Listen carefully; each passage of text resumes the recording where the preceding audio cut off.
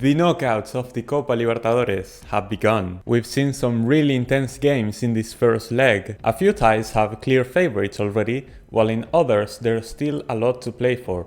But for half of these teams, the road to eternal glory will end.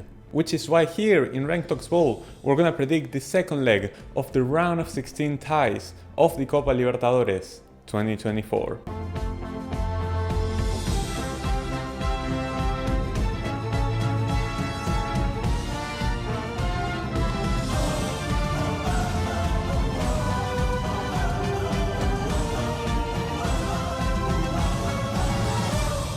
Gremio and Fluminense played a very boring first half of football, in which they showed their limitations going forward, which explains why they are so low in the table of the Brasileirão. However, the second half was much more electric. Fluminense was the first one to strike when a bad giveaway from Reinaldo allowed Ganso to put in a wonderful cross inside the box, and Bruno Lima with a volley was able to make it 1-0. But from that point, Fluminense relaxed, knowing that the result on the road would be massive, but allowing Gremio back into the game. And in one of those attacks, a handball inside the box gave Gremio a penalty, and Reinaldo was able to make up for his mistake by scoring a superb penalty in the 74th minute. The game was 1-1, and Fluminense probably thought that this wasn't a bad result either, but only 3 minutes after the equalizer, Reinaldo put in a cross inside the box. No one deflected the ball, which shyly bounced into Fabius's goal, and out of nowhere Gremio pulled off the comeback. Near the end of the game, Rodrigo Eli was sent off for Gremio in what I thought was a pretty harsh decision,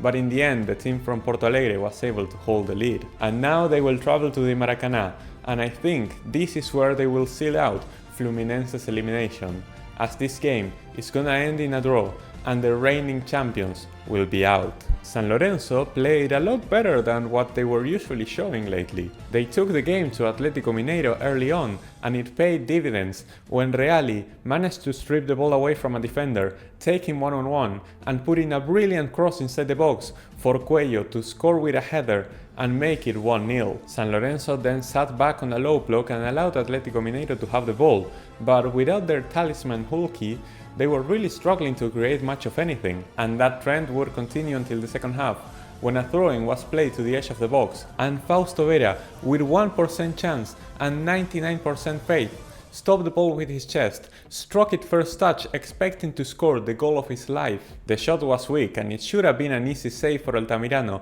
but inexplicably the young goalkeeper let go of the ball, which landed at the feet of Paulinho to make it 1-1 for Atlético Mineiro. After this there were very few chances. If anything, Atlético Mineiro was closer to making the comeback in a counter-attack, but in the end it was a draw, and now in Brazil I see no chance. San Lorenzo will get their starting defenders back and will put up a good fight, but with their crowd, the superior firepower of Mineiro will come online, and so the win will go to El Gallo. Yet again, Almirón Masterclass. Colo-Colo were the more dominant team in the first half, but as it's been the case for the Chilean team over the last few years, their problem is not their ability to create chances, but their ability to score them, as they had 10 shots and only 1 on target. However, the team that were lamenting themselves at halftime was Junior, because in the 14th minute, Carlos Vaca put in an amazing through ball for Enamorado to face Brian Cortés one-on-one, but the goalkeeper was quick to come off his line to deny the Colombian winger what looked like a secure goal. And near the end of the first half, this time it was Enamorado pressing up, Falcón gave the ball away to Carlos Vaca, who dribbled past the keeper, but from a tight angle he was not able to put it away, and so he hit the post and the side netting. It was a miracle that Junior were not leading, but in the second half the Colombian team disappeared from the pitch, holding the 0-0 draw while Colo-Colo seized their moment, and Carlos Palacios put a Messi-like pass, splitting Junior's defense in half and allowing Vicente Pizarro to score the only goal of the night, giving Colo-Colo a massive win. However, I think that the difference is a bit too narrow for this to work, and so in the heat of Barranquilla, I'm gonna predict Junior to win and advance, although trusting the Colombians may be the worst mistake of my career. The Tiger looked like a scared kitten when it had to play at sea level, and Peñarol had no mercy. Only 9 minutes in, Cabrera slid a pass inside the box that was cleared by nobody and struck by Leonardo Fernandez to make it 1-0. Only 6 minutes later, Leo Fernandez would strike again, this time with a pinpoint cross, and Maxi Silveira with a volley doubled the lead for Peñarol. Not satisfied with that, Fernandez would get his third goal contribution of the night with a ridiculous pass for Jaime Baez to score a third, and in the second half, substitute Facundo Batista would score a scrappy goal to round up the 4-0 victory for the Uruguayan side. The strongest was nowhere to be seen. However, in the altitude I'm gonna predict them to win, but it's not gonna be enough to advance to the quarterfinals. Botafogo played a very dramatic game against Palmeiras. Before a ball was even kicked, the atmosphere from the fans let us know that this wouldn't be simply another game. El Fogao took the fight to their more experienced rivals, and in the 22nd minute, after a few close calls, a cross from Igor Jesus found the head of Luis Enrique to give the lead to Botafogo. However, teams like Palmeiras don't need a lot of chances to score, and that's exactly what happened in the 33rd minute when a great combination play was finished by Mauricio with a powerful shot that was not able to be contained by the keeper. But Botafogo were not deterred, and only 6 minutes later, Marlon Freitas would find an amazing assist for Igor Jesus to give the lead to Botafogo again. In the second half, the teams traded blows, and Botafogo almost get a third goal, which would have made things very tricky for the second leg. But it wasn't meant to be. The 2-1 victory does mean that Botafogo ended Abel Ferreira's 17-game unbeaten streak in the Copa Libertadores. But sadly, the difference is just too slim. And in the second leg, I predict that Palmeiras will win at home and pull off the comeback to advance to the quarterfinals. Talleres versus River didn't live up to the hype. The game was very slow, and with 29 fouls it was very hard for either team to get anything going. The first half went by with nothing of note happening, and in the second half both teams had one clear chance, which were both missed. The game changed, however, in the 60th minute when Lucas Suarez stepped on Adam Barreiros' leg for no reason in the midfield, leaving Talleres with 10 men. The team from Córdoba still tried to attack, but it looked like the game was heading to a draw.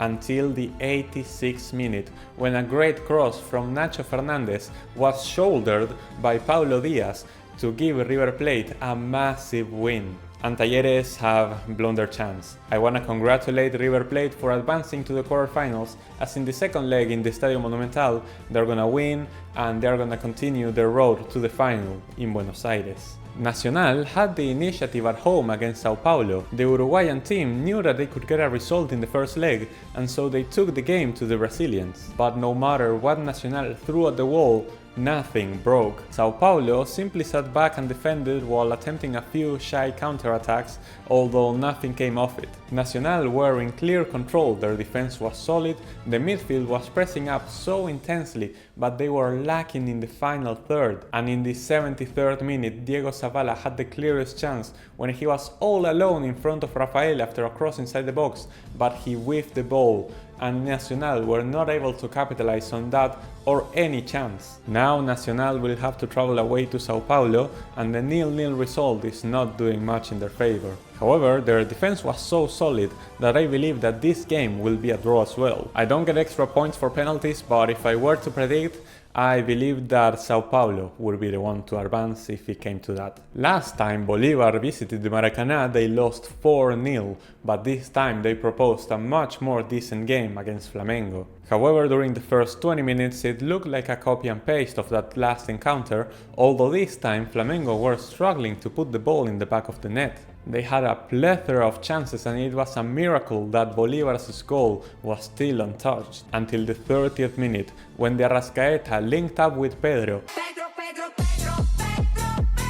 and the striker put in an amazing pass for Luis Araujo to score the opener. Sadly for Flamengo, that is when their momentum ended, in part because Pedro had to be subbed out injured in the 38th minute,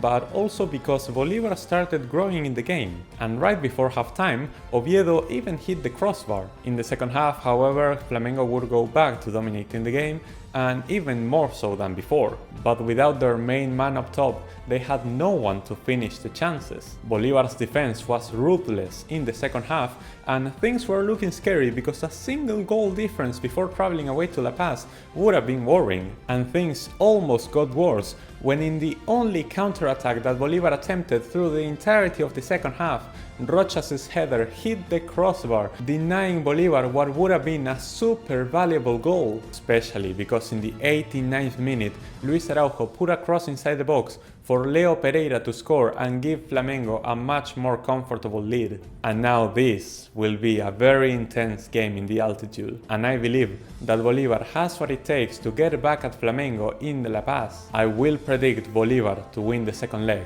Whether it will be enough for them to qualify or not, we'll see. And this is how my predictions are going. In the first leg of the round of 16, I got 5 correct predictions and 3 incorrect, bringing the total number to 59 correct guesses and 43 incorrect. Keeping the positive score is very important. I will try to see how much I can improve the lead. Anyway, thank you all so much for watching. Remember to like, comment your predictions down below, and subscribe to not miss out on more Copa Libertadores content. I'll be seeing you all next time.